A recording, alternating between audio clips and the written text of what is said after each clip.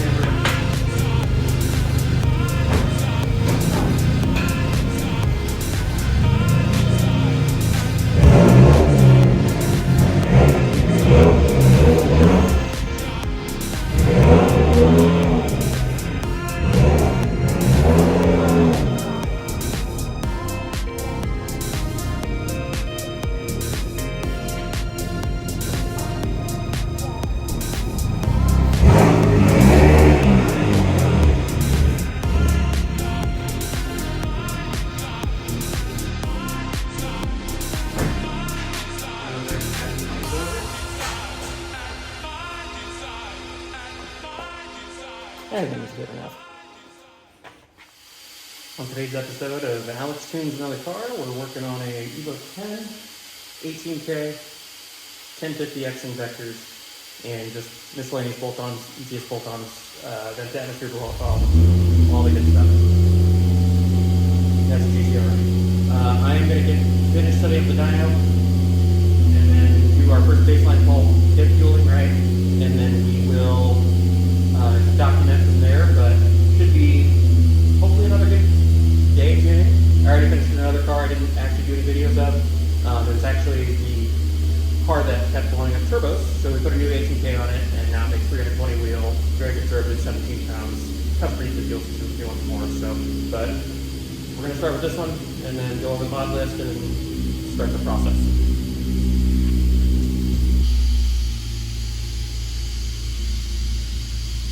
I have a strange suspicion these are going to be problematic.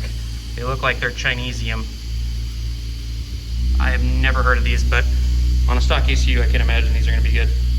Also, tip for everybody, if you're experiencing idle issues after installing the map catch can, it deletes the check valve here that helps with the idle. So don't delete that.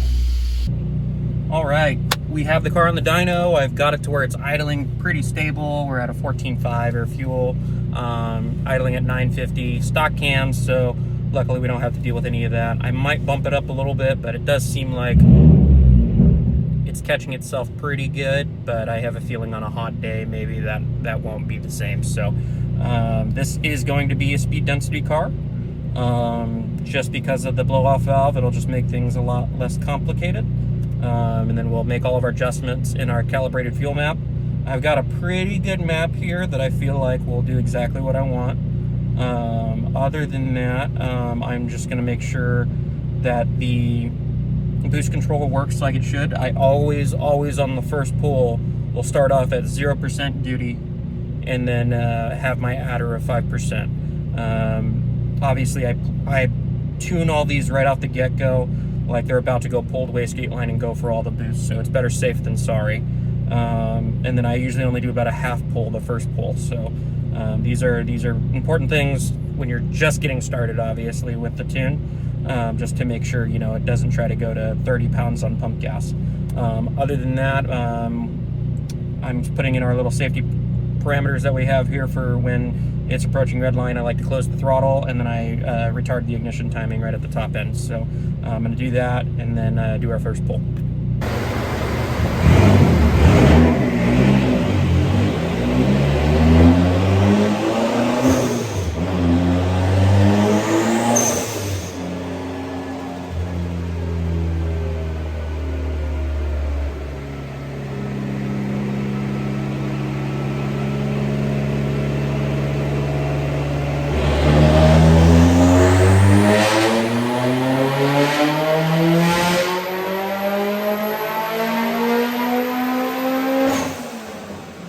First pull, we're doing pretty good.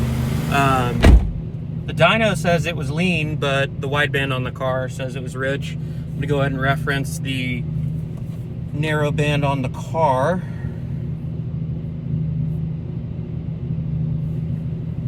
It's always a good day when a car actually has a wideband in it. You'd be surprised at how many people do not have a wideband in their car and make my life miserable. But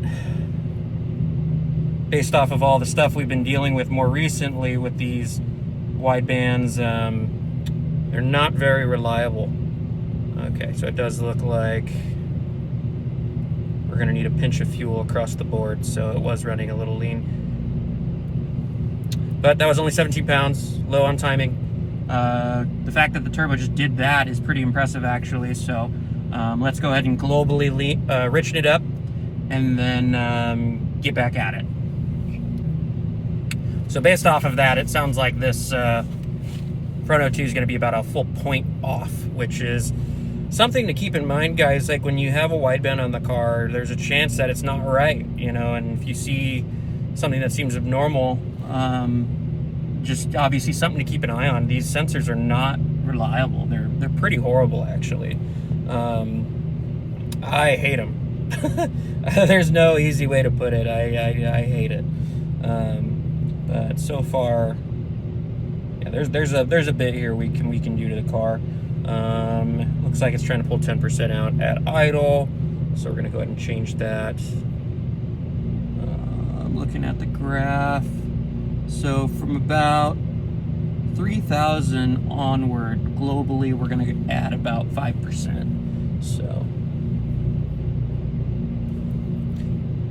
but yeah, anytime you bring your car in for a tune, I would highly suggest making sure you have a functioning wideband.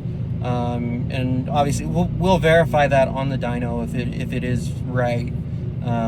You know, it seems like we do tend to trust the dyno wideband a bit more. It seems like they last longer on the dyno. When they're attached to a car, they don't seem to last as long. So,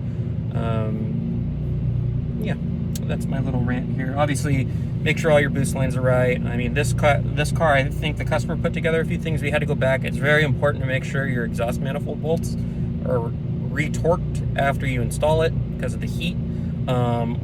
And put like Nordlock washers or spring washers on it just so that they don't pop off. It's very, very common, unfortunately, on the EVO 10 for that to pop off quite regularly. And it is a bit of a nightmare. Once you start smelling a lot of gas in the cabin, you got a problem. Or you got a cracked manifold, which is a whole nother ball of wax. All right, we got the air fuel where we want it. Now we just turn up the boost. We're running on a 11.0 air fuel. Pretty much right after 4,000 RPM, which is where I want to be. So timing's where we want it. So yeah, there's nothing left to do, but now we just start turning it up. So relatively uneventful. I've said that before, and I'm really hoping that it's the case, and I probably shouldn't have said it because I just jinxed it. All the fun stuff. Yeah, there's the graph there. So obviously we richened it up, so we lost some power. It was a little too lean on the first pull, but yeah, we got it closer to how I wanted on the fuel there. Bottom one is the one we were wanting, so 1126 out the tailpipe, which is probably closer to 11.0. Other than that, you know, assuming the sensor's right, but it is matching what we're seeing on the primary O2 on the car.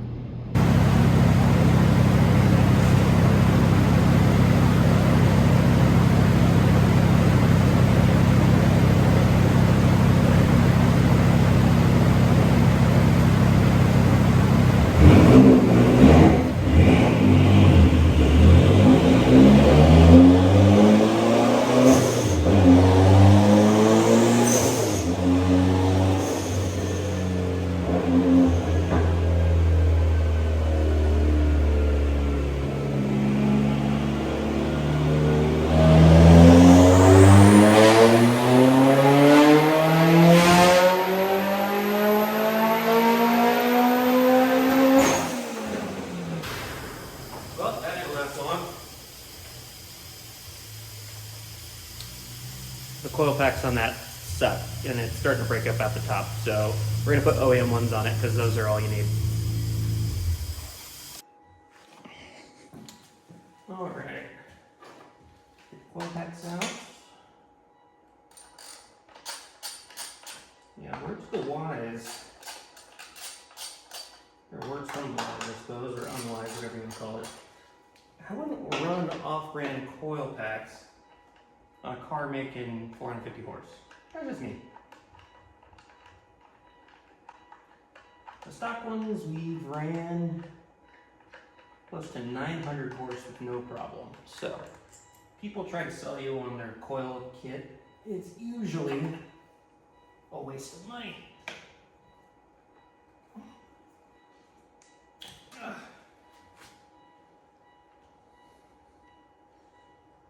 I don't know this brand, but don't buy these.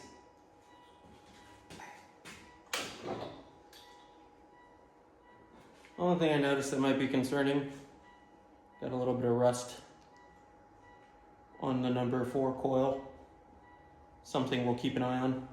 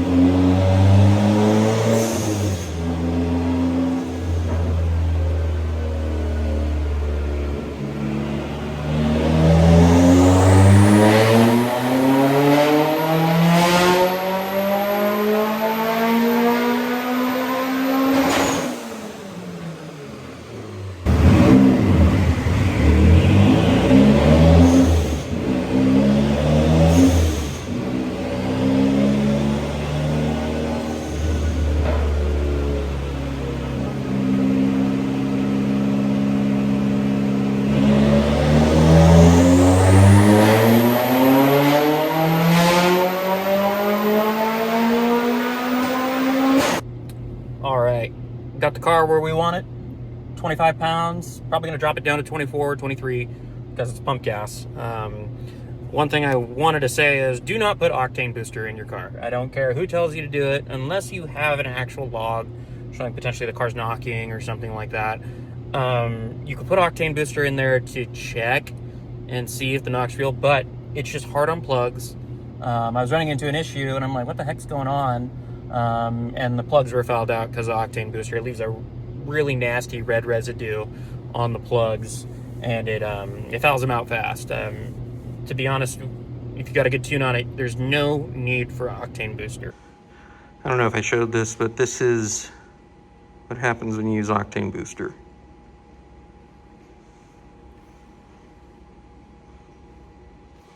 So for these cars, just don't touch it. But that being said, we did just crack 400 wheel horsepower on the car, and we're at 369 foot-pounds. I'm probably going to just ease up on it a bit. Still, pump gas, questionable turbo that's kind of performing like an 18K. So I'm going to keep going, turn it down a smidge. But I'm really happy with it. This is probably the easiest car I've had in the last 2-3 weeks. So I'll show you guys a photo of the plugs and everything like that after we do the final glory pull and everything like that. But yeah, thanks for watching so far.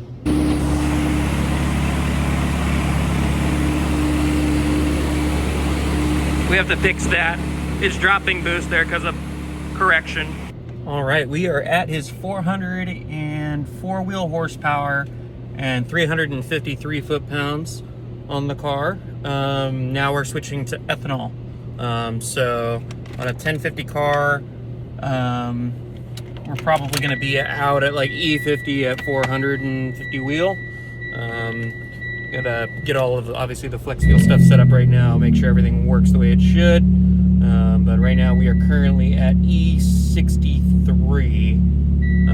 So just gotta make sure our tune is all adjusted for it. Looks like the trims are pretty freaking close. Looks like it might be pulling out a little bit of fuel. But we'll just end up playing with the scaling. So on the EVO 10, you only have one calibrated fuel map, one VE map essentially. So you need to adjust the scaling of the injector to get it to work on the ethanol side. And then you have a 100% to 0% scaler from those two values. So you have your pump gas scale and then you have your ethanol scale. So, and you have it interpolate between those percentages based off of where you feel it should fall in the map, where the trim should fall in. Obviously, the only way to do this is you need to have Tefra V3 on the car. So, right now, it's still scanning it on there, or still pulling the ethanol content out to figure out where it's at right now. So yeah, the ECU or the check engine light will flash constantly until it finds the spot. And you can set parameters in there for it to check periodically throughout your drive cycle. So there's a chance you may randomly see a flashing check engine light when this happens. So, and don't be alarmed, it's just your sensor is just, or your ECU is checking. So right now we're on with 5% of the trims, so it looks like our scaling, we got all that right. So I'm going to go ahead and start putting in the flex seal side of things now that I know that the scaling is right, and then go from there. So all of our fine tuning is going to be taking place in our high octane alternate 1 map, which is our flex fuel primary map. So I'm going to work on that now and then show you guys kind of what I'm doing. You want to get an idea of how bumpy this car is. It's pretty bad. It's really bad.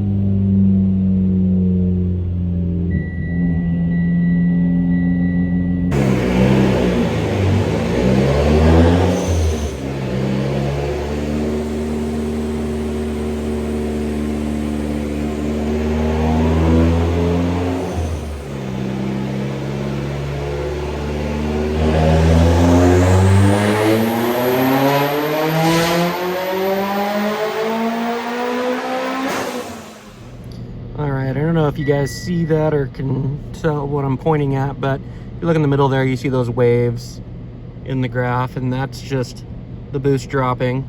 And on the log here, you can see that the wastegate duty is starting to correct, or I have it set to where it's always adding 5%. So then it drops to 1%, back up to 5, and back to 1% or 2%, and then back up to 5. So that's because it's so close to the actual target, it's trying to maintain that target. So if it goes over just a little bit, it pulls. If it goes under, over, vice versa. So yeah, that's what we're seeing in the graph, and I'm just trying to make that look pretty. Not a big deal. You probably won't notice it on the street, but you'll see it on the graph, and I hate that.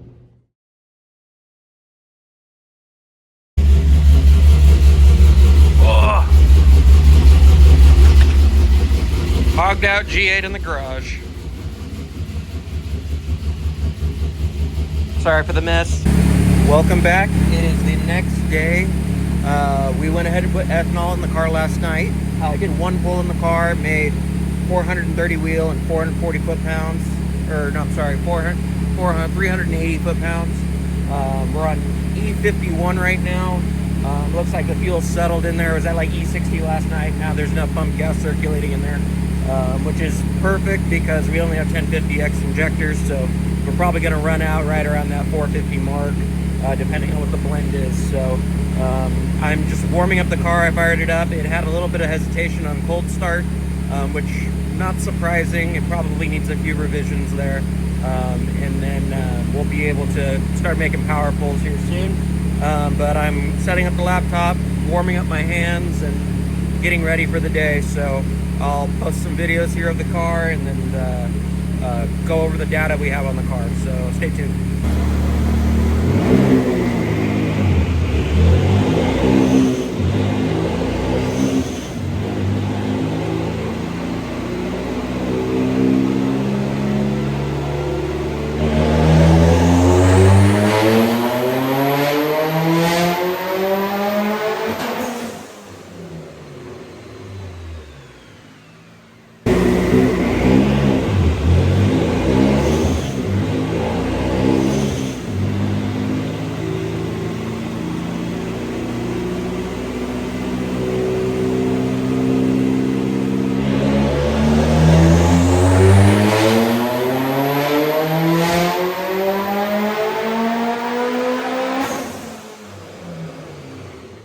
another victim done on the dyno. So far, this is probably the easiest one I've had in a few weeks. It's not like the red car where the flywheel tried to fly off, or the car that had 3 blown turbos. So I'm actually in a good mood today. So beyond this today, I mean, I'm just gonna go ahead and drive it, do cold starts, the basic usual stuff, and make sure I'm happy with it. I definitely feel like we could probably try a little harder, but you know, unknown mile, like, or not unknown miles, but you know, 100,000 mile EVO 10 motor making over 350 foot-pounds. It's all a life expectancy thing. So still makes over 430 wheel. We touched 450, but we're kind of on the edge of the fuel system, so I backed it down just a smidge. But other than that, I'm happy with it. If you have any questions regarding tuning or anything like that, please reach out to us or shoot me a message on my Instagram at the lunchbox _STI, and I can answer whatever questions, or reach out to us on English Racing Instagram.